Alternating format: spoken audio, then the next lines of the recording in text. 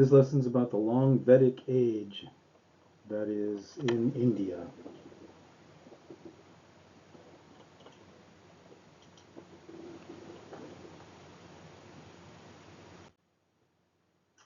By 1700 BCE, the Harappan civilization had collapsed.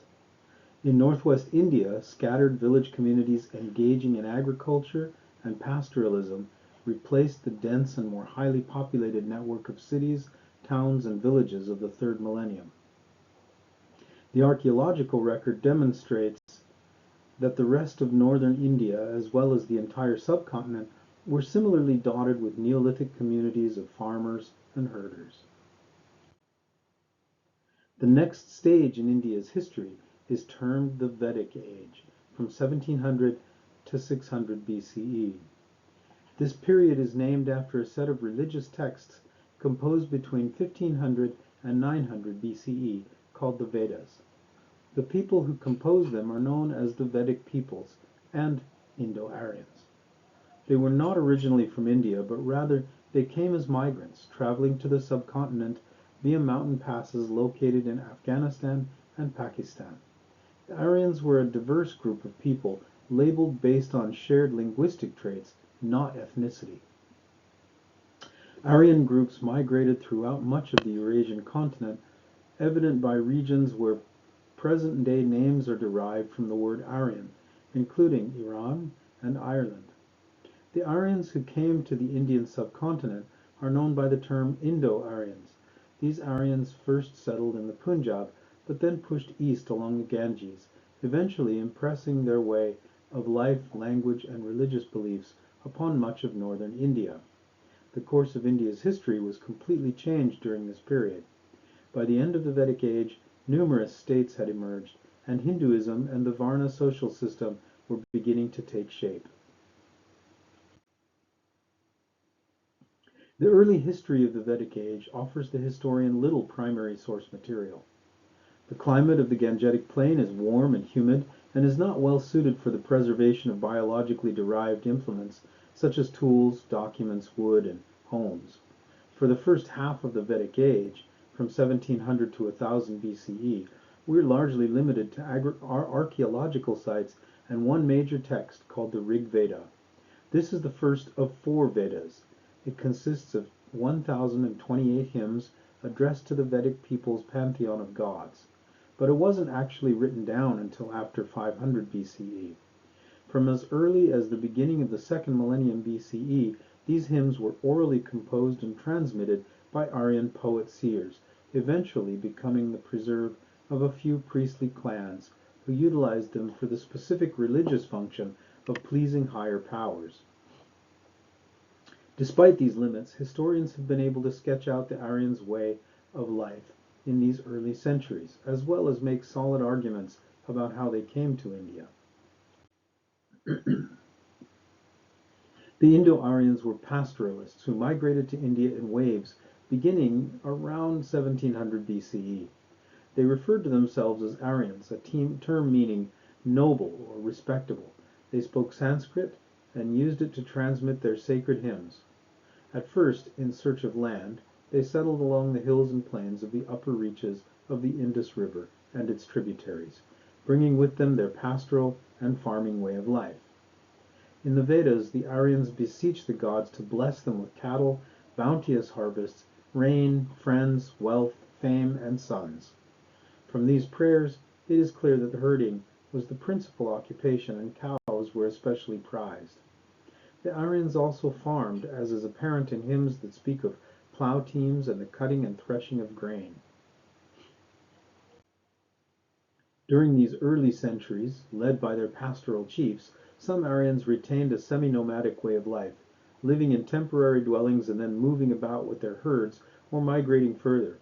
Others settled down in villages. In both cases, kinship was especially valued. At the simplest level, society consisted of extended families. Fathers were expected to lead the family as patriarchal heads, while sons were expected to care for the herds, bring honor through success in battle, and sacrifice for the well-being of their fathers' souls after death. They also inherited the property and family name. This suggests that, as is so often the case for ancient societies, men were dominant and women were subordinate. Yet women's roles weren't as rigidly defined as they would be in later times, and they had some choice in marriage and could remarry. Several extended families, in turn, made up clans, and the members of a clan shared land and herds. Groups of larger clans constituted tribes. The Vedas speak of rajas, who at this point are best understood as clan or tribal chieftains. These men protected their people and led in times of battle, as clans and tribes fought with each other and with indigenous villagers living in the northwest. In times of war, these chiefs would rely on priests, who ensured the support of the gods by reciting hymns and sacrificing to them. More than anything else, the Rig Veda reveals the Aryans' religious ideas. For them, the universe was composed of the sky, earth, and netherworld. These realms were populated by a host of divinities and demons responsible for the good and evil, and order and disorder, blessing and afflicting the human world. Although one Vedic hymn gives a total of 33 gods, many more are mentioned. That means that early Vedic religion was polytheistic, a fundamental aspect of Vedic traditions. Still evident today is the importance of worship and devotion to many deities and sacred beings. Vedic beliefs identify thousands of gods influencing the natural and human worlds.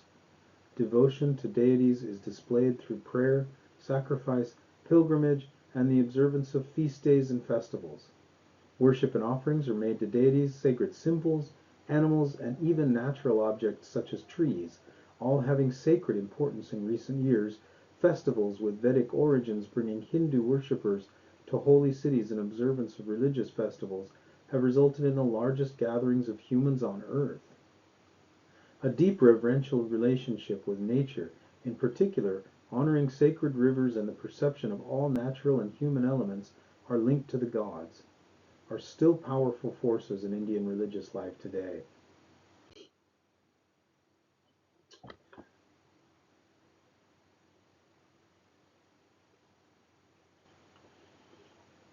By chanting hymns to them and sacrificing in the correct way, the Aryan priests might secure blessings for the people or prevent the demons and spirits on earth from causing sickness and death.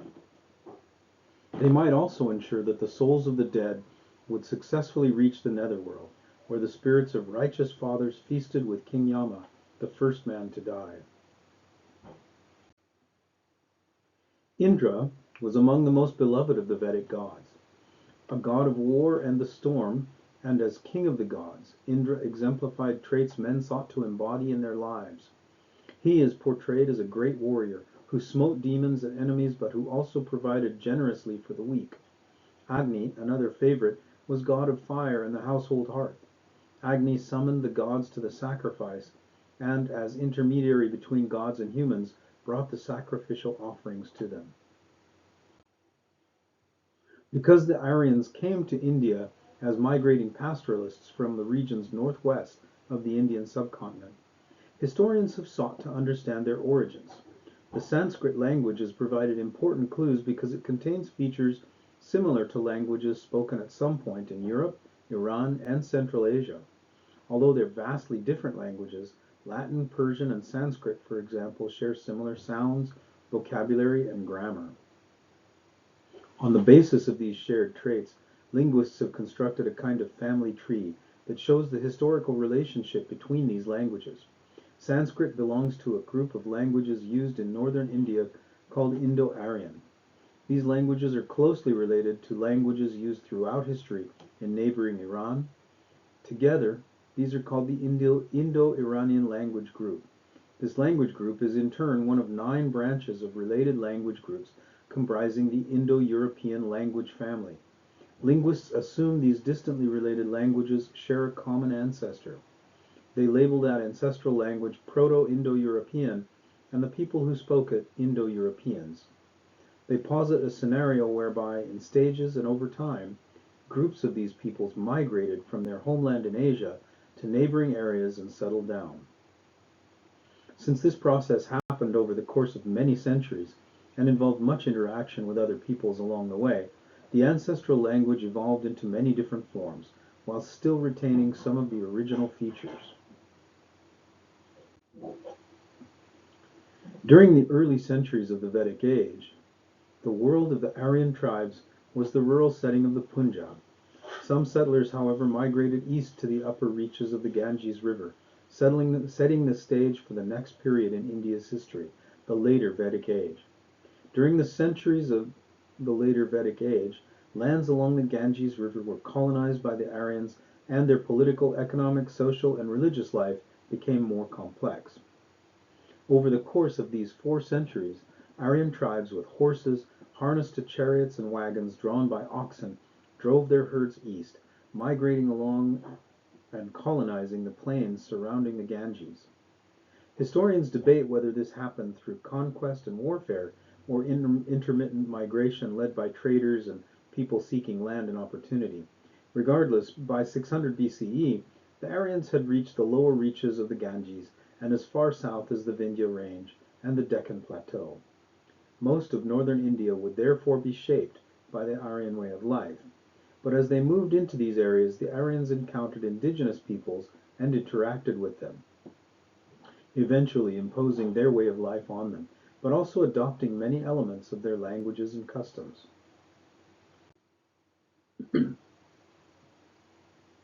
During this time, agriculture became more important and occupations more diverse.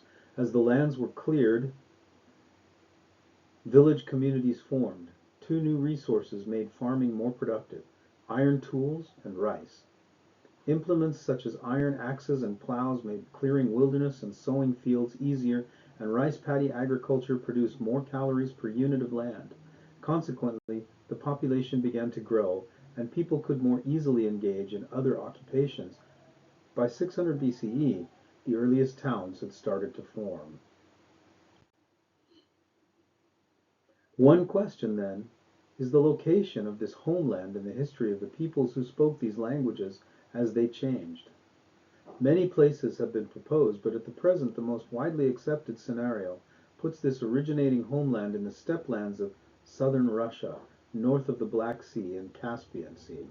Evidence from archaeological sites suggests that during the 3rd millennium an Indo-European people lived in this region as semi-nomadic pastoralists. They were likely the first to domesticate the horse and also improved the chariot by adding lighter spoked wheels. They lived in tribes made up of extended families and worshipped numerous sky gods by offering sacrifices in fire altars.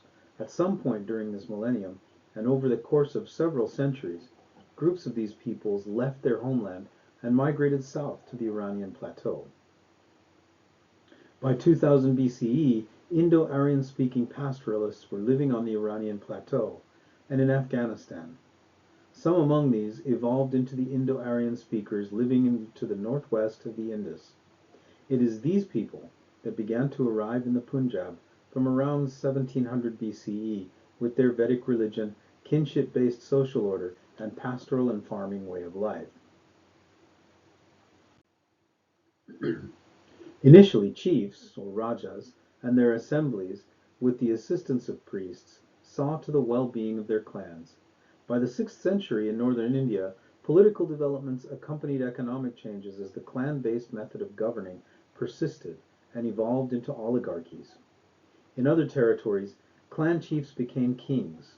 These kings elevated themselves over kinsmen and the assemblies and served as the pivot of an embryonic administrative system.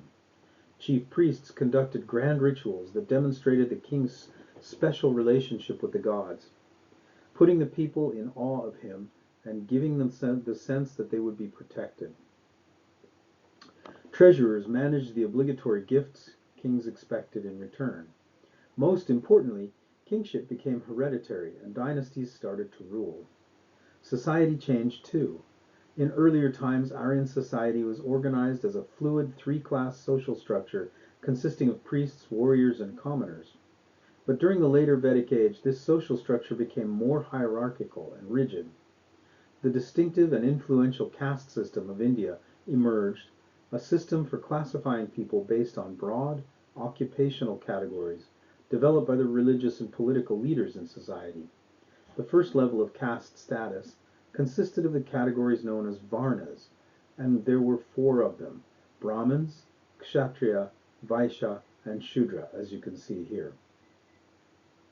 The Brahmins were the priests, whose duty was to memorize and orally transmit the Vedas and perform sacrifices to maintain good relations with the gods. The Kshatriya were the chiefs and warriors, whose duty was to govern well and fight. The Vaishya were commoners who traded and farmed. They were responsible for society's material prosperity. The Shudras were servants who labored for others, usually as artisans or by performing menial tasks. Varnas became hereditary social classes. That means a person was born into one of these and usually remained there for life. Pursuing an occupation included in and marrying someone belonging to that Varna. Varna has also been translated as ritual status. Your Varna determined how pure or polluted you were perceived to be, and thus what level of participation in rituals you would be allowed, and whom you could associate with. Varna thus defined the social hierarchy. Brahmins were believed to be the purest and accorded the most honored place in society. Warriors were respected for their leadership and supported the Brahmins, who affirmed their authority by carrying out royal ceremonies. Together, they dominated socially.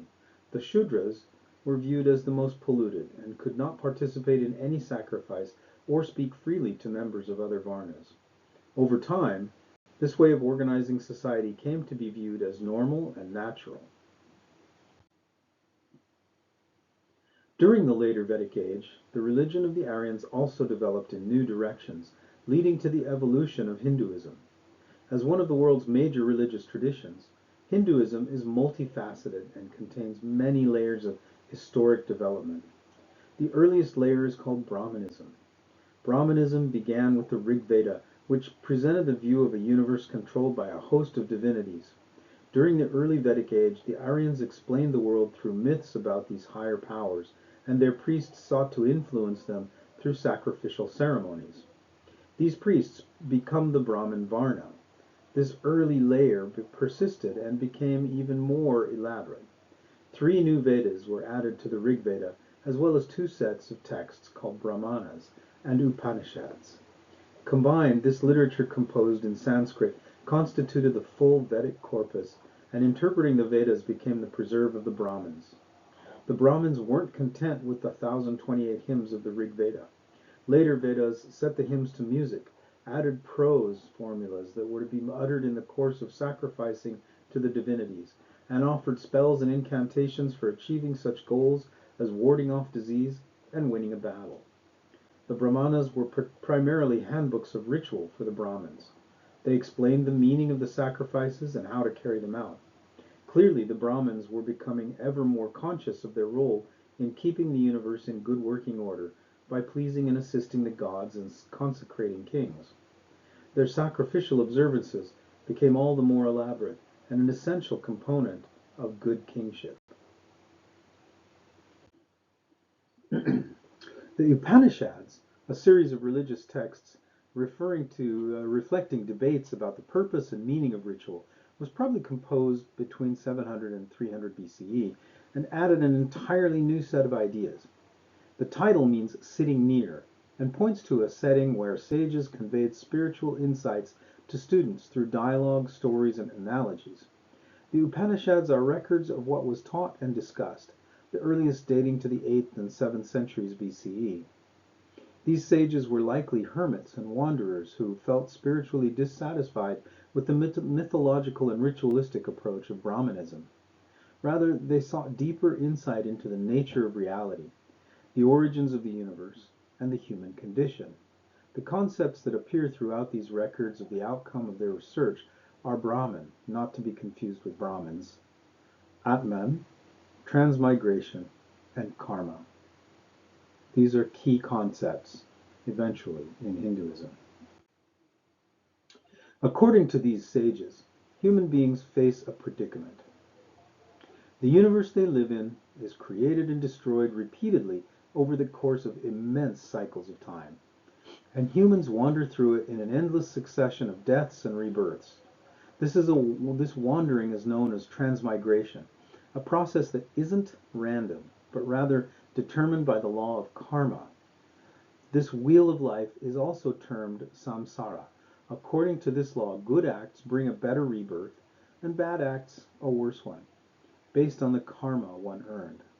It may not happen in this lifetime, but one day virtue would be rewarded and evil punished. One's karma was based on fulfillment of dharma, moral law, and fulfilling one's dharma included abiding by caste laws and duties. Hindus believe that the gods and people are all a part of the same creation. The gods do not stand apart in a separate place outside of the creation, and they do not then judge the creation, as do creator gods in other theologies. Rather, Hindu gods are immortal, powerful, and wise, but exist in the same plane as humans, animals, and mountains, etc. This monistic view, don't confuse that with monotheistic, this monistic view of the world in which eventually all life returns to Brahman shaped the functions of Hindu society. There was no concept of a god who would punish people for wrongdoing. Instead, if a person were to transgress the rules governing nature, primarily the concept of dharma, one would cause the whole of nature to change, thus disrupting the normal flow of life. This meant that one would accumulate bad karma or negative spiritual energy, and upon death would not become an eternal part of Brahman, but would be sent back to the world as a lower level being, neither human or non-human. In the samsara wheel of life, until such time as proper attention to dharma brought one back into balance with nature. Even the smallest act that was not proper for one's station in life meant serious damage to society as a whole, and thus to one's chance of escaping the suffering of existence. So rather than commit incorrect acts, Indians strove for moral behavior and to fulfill their caste duties. Ultimately, the goal is to be liberated from the cycle of death and rebirth. According to Hindu traditions, the Upanishads reflect spiritual knowledge that was revealed to sages who undertook an inward journey through withdrawal from the world and meditation. What they discovered is that one divine reality underlies the universe. They called this ultimate reality Brahman. They also discovered that deep within the heart of each person lies the eternal soul. They called this soul Atman.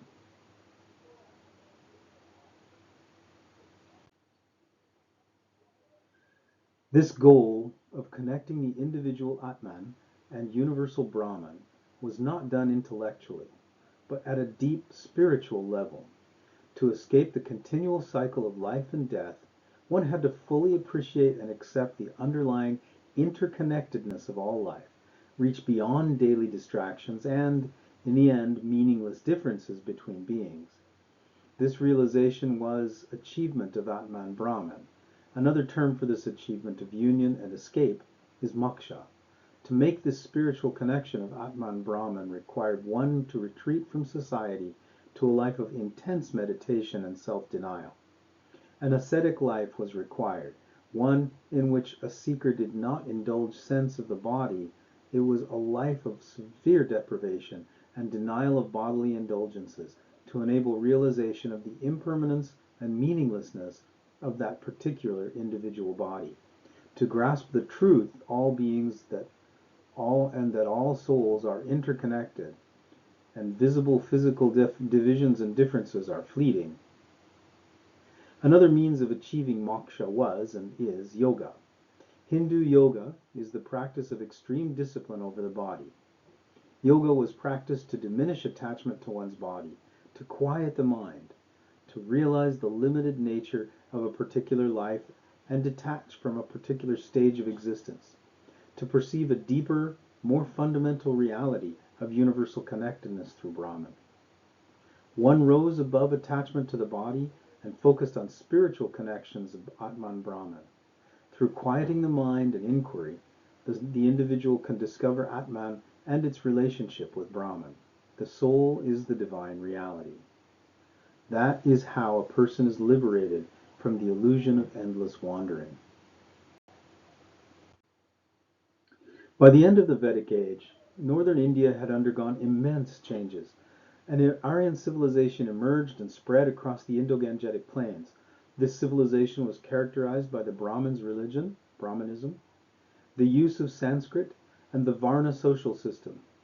The simpler rural life of the clans of earlier time was giving way to the formation of states, and new religious ideas were being added to the evolving tradition known today as Hinduism. Thank you for watching this presentation.